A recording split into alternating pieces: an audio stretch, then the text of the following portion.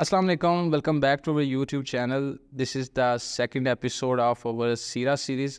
آج ہم اس ایپیسوڈ میں نبی کریم صلی اللہ علیہ وسلم کی زندگی اور پری اسلامک عرب جو ہے اس کی تھوڑی جیوگرافیکل اور اس کا جو لینڈسکیپ ہے اس کا ہسٹوریکل کانٹیکسٹ کو تھوڑا سا ایکسپلور کریں گے. نبی کریم صلی اللہ علیہ وسلم کی زندگی کے گہرے اثرات دیکھنے کے لیے یہ بڑا ضروری ہے کہ we have to explore the Arab four land. Arab four land basically Red Sea, Arabian Gulf اور عریبین سی کی دیواروں میں نہ صرف ایک جیوگرافیکل اینٹی بلکہ ایک سویلائزیشن اور کلچر کے طور پر بہت زیادہ امپورٹنس رکھتا ہے. یہ عرب اپنے سخت مول کے باوجود بھی اس بات کے لیے بڑا امپورٹنٹ تھا کہ ایز اے ٹریڈنگ ہب اور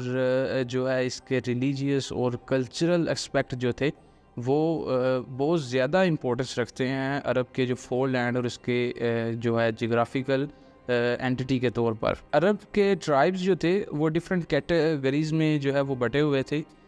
جس میں جو ہے وہ پرشین عربز، پیور عربز اور جو ہے عربائزڈ عرب اس میں شامل تھے. عرب کے جو قبیلے تھے وہ ان کے اینشینٹ ٹرائب عاد اور سمود سے لے کر جو ریسنٹ ان کے قبیلے ہیں قریش، ان سب کی اپنی اپنی ایک نسل اور ایک روایتی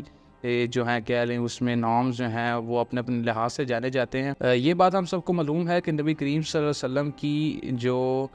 نسل ہے وہ حضرت اسماعیل علیہ السلام اور پھر ان کے والد حضرت ابراہیم علیہ السلام تک جاتی ہے، اور حضرت ابراہیم اور حضرت اسماعیل علیہ السلام کی جو سٹوری ہے وہ ہم سب کو بھی معلوم ہے کہ کس طرح سے ان کی جو مائگریشن کی سٹوری ہے اور پھر عرب کے صحراؤں میں آ کر جو مکہ مکرمہ ہے اس کی اسٹیبلشمنٹ، اور یہ چیزیں جو ہیں بنیاد رکھتی ہیں جو اسلام کا ایونچول رائز تھا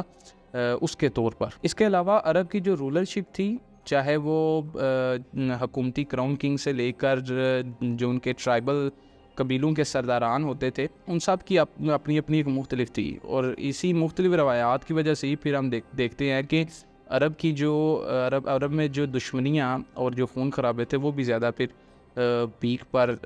جاتے تھے. حجاز جو کہ اس ٹائم کا جو عرب کا وہ جو علاقہ تھا مکہ مکرمہ اور اس کے دیگر جتنے بھی علاقے تھے وہ جو کہلایا جاتا تھا، حجاز میں بیسیکلی حضرت اسماعیل علیہ السلام کے ڈسینڈنٹ جو تھے انہی کی حکمرانی تھی، اور اس کے نام ایک جرہم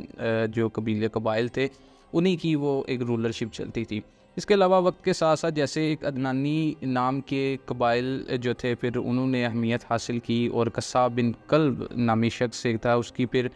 رولرشپ میں جو قریش قبائل تھے ان کو پھر جو ہے اس کی کہہ لیں کہ اہمیت اور جو ایکٹیویٹیز تھی ان کی رسپانسبلٹیز جو ہے پھر وہ ان کے کندھوں پر آئی، اور قریش قبائل نے پھر آہستہ آہستہ سے یہ سارے نظام اور یہ چیزیں جو ہے وہ سنبھالی. طریقہ بیسیکلی ہسٹوریکل کانٹیکسٹ جو ہے پری اسلامک عرب کا وہ بہت ہی زیادہ ویسٹ ہے، اس کو ایکسپلور کرنے کے لیے بھی کافی زیادہ ٹائم چاہیے، لیکن ہم نے اس میں تھوڑی سی کوشش کی ہے کہ ایک معمولی سا ایک لائٹ سا آپ کو ایک جنرل ویو اور ایک highlighting type of view آپ کو دے دے، تاکہ اس کی تھوڑی سی ہماری جو سیرہ سیریز اس کی بیس بنے کہ پری اسلامک عرب میں بیسیکلی کیا احوال اور کیا کیا چیزیں ان میں چل رہی تھی، کس طرح سرداریاں اور ٹرائبز تھے، اور اس کا جو جغرافیکل لینڈسکیپ تھا اس کی کیا امپورٹنس تھی. تو یہ بیسیکلی جو ہے جیسا کہ عرب کا ایک سب سے زیادہ مشہور اور سب سے زیادہ جو امپورٹنس رکھتا تھا وہ اس کا جغرافیکل اینٹی ایک ایسی یہ اسٹریٹجک پوزیشن تھی جس کی وجہ سے پھر جو ٹریڈنگ ہب وہ بنا، اور کیونکہ اس میں جو ٹریڈنگ کے روٹس نکلتے تھے اور کاروان تجارت کے لیے جو ان میں سے رستے بنائے اور پھر آتے جاتے تھے، تو اسی کی وجہ سے پھر جیسے جیسے وہاں پر اپنی اپنی سرداریاں اور قبائلی نظام تھا، اسی کی وجہ سے پھر جو ریسورسز اور ٹریڈنگ روٹس کا کمپٹیشن تھا اس کی موومنٹ بھی پھر بڑھتے بڑھتے جو ہے وہ قبائلوں سے بڑھ کر یمن اور اس کے پھر نارتھن عرب کے جو ریجنز ہیں ادھر تک پھیلتی رہی. تو یہ بیسیکلی چھوٹا سا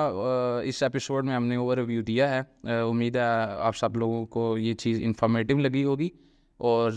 ملتے ہیں پھر نیکسٹ ایپیسوڈ میں. لیکن جاتے جاتے ایک چھوٹی سی ریکویسٹ ہے کہ پلیز ہمارے چینل کو سبسکرائب ضرور کر دیں، بیکاز وی